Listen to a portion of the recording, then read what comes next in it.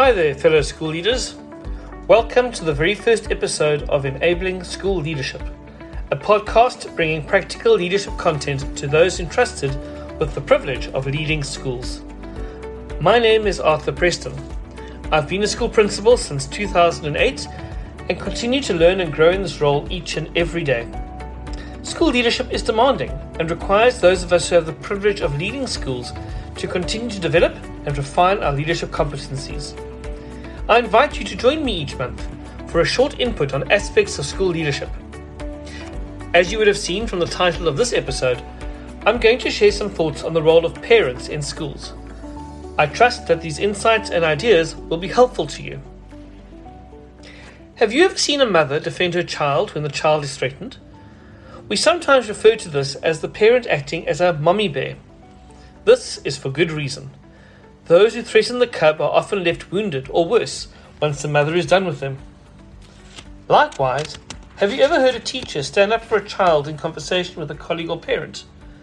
There is something quite moving about seeing a teacher stand in a child's corner and defend them against injustice or protect them from forces beyond their control. What these two scenarios tell us is that parents and teachers actually want the same thing. Both want what is best for the children in their care. Why then is there so often fear and anxiety, or even disdain amongst some teachers when it comes to interacting with parents? It is a sad reality that there are teachers who have been battered and bruised through parent interactions. Some have even left the profession they love because of this. Now, this makes me angry and emotional. I want to stand on rooftops, type up a storm on social media, and write strong letters to traditional media berating the attitude and behavior of some parents towards teachers and schools. I want to tell them that they have no business telling teachers how they should be doing their jobs, and how ignorant they are as they give advice to all and sundry about curriculum and assessment. I want to ask how many of them tell their child's dentist how to do their job, or refuse to cooperate with their child's doctor because when they were small and went to hospital, the treatment was different and much better in those days. In some ways, I feel this response is justified, but my experience also tells me that reacting in this way is not going to solve the problem, but merely create greater anxiety in myself and provoke an angrier response from parents who feel aggrieved that their point of view is not considered.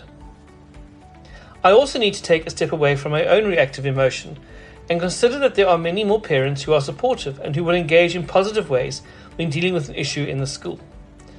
Well, of course, some may argue that their role is simply to teach the children.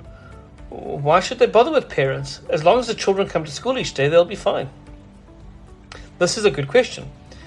You're not educating the parents, or are you? Let me answer this in two ways. Firstly, the research is clear. Parental involvement in the schooling of children has an incredibly positive impact on their attitude towards learning and their academic performance. The development of a partnership between school and home, particularly in the primary years, is vital in building a solid foundation for success. It has been shown that higher levels of parental involvement equate to lower absenteeism. It has also been shown that engaged parents think more highly of their children's teachers, which leads to improved teacher morale and higher engagement from the child in class. Secondly, we do need to educate our parents. Schooling looks very different to what it was when our pupils' parents were at school. Well, at least it should. It is difficult for some of our parents to understand new approaches in pedagogy. Some struggle to accept modern approaches to assessment and schooling. This creates a disconnect in their minds, and they begin to question whether teachers actually know what they are doing. In some ways, this is understandable. We want to say to our parents, "Hey, leave us alone. We're the trained professionals. This is what we do.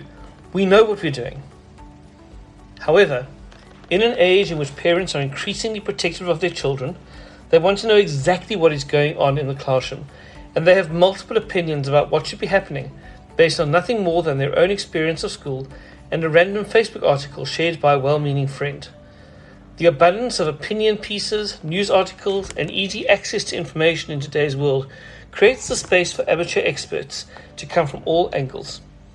It is therefore up to us to inform, educate, and involve our parents in understanding the approaches we take in our classrooms, why we do so, and how these will benefit their children. Another reality that impacts how we deal with parents is the changing role of the school in society. Several years ago, I attended a conference at which an American psychologist called out schools for not inviting parents to be part of the school community. He made the point that as adherence to formal religion was declining, the school was quickly becoming the center of the community. He emphasized how for many decades, perhaps even hundreds of years, people would go to their local church, synagogue or mosque when life threw curved balls at them. They would sit in their pastor's office and offload the stress of their day, seek advice in life matters, and ask for sage wisdom in dealing with parenting struggles. Today, they come to school. Many of our parents use schools, and therefore our teachers, to offload their stresses and frustrations. Now, most of our teachers are not trained as counselors, therapists, or psychologists.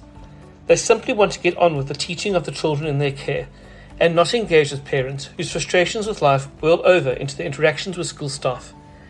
Is it any wonder then that teachers say through their body language, attitudes, and sometimes written and spoken word, "Leave me alone to get on with my job"? I'd like to share some practical thoughts and ideas with you to assist you in dealing with parents in your school. These can be shared, of course, with your teachers. 4 simple things. Number 1, be professional. Number 2, be positive. Share good news stories.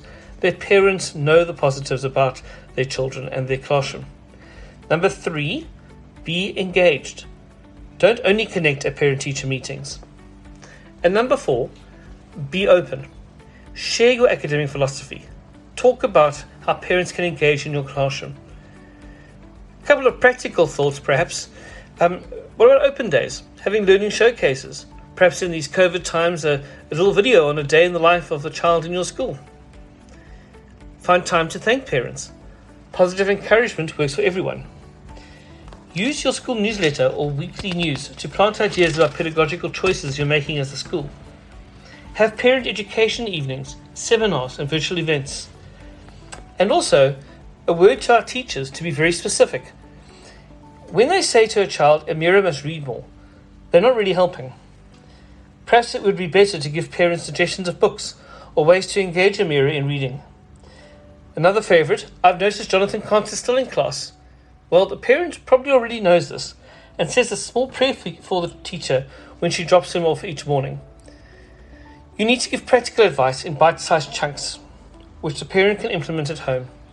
This is a partnership after all. And finally, 2 thoughts on angry parents. Most angry parents simply want someone to listen to them.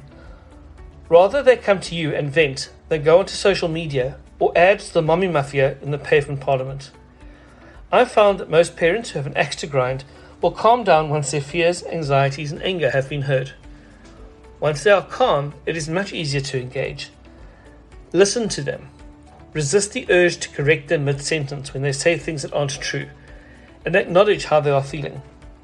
Once done, you can then put across your point of view and create opportunity for dialogue. If you are at fault, acknowledge the mistake and look towards fixing the problem. If you are not at fault, point this out and try to find ways with the parents to avoid the misunderstanding in the future. Parents do not have the right to verbally and emotionally abuse teachers. You have every right to step away when that line is crossed. You need to support your teachers when that happens. They need to know that you in school leadership will support them. If positive engagement is not working and it is clear that parents will not change their behaviour, it is time for a different approach and their behaviour must be called out. Parents and teachers working together is optimal. When this doesn't go as planned, we need to remember our role as education professional and stake our claim as such, while also giving space to hear parents' concerns. It should always be our goal to seek a win-win solution. This is the best outcome for the children, the parents, and ourselves. Thank you for listening to this first episode of Enabling School Leadership. Should you wish to contact me with ideas for future episodes, or for any other reason, please feel free to email me at podcast@headthoughts.co.za. That's podcast@headthoughts.co.za. I look forward to sharing the next episode with you in the first week of February. Until then, take care and lead well.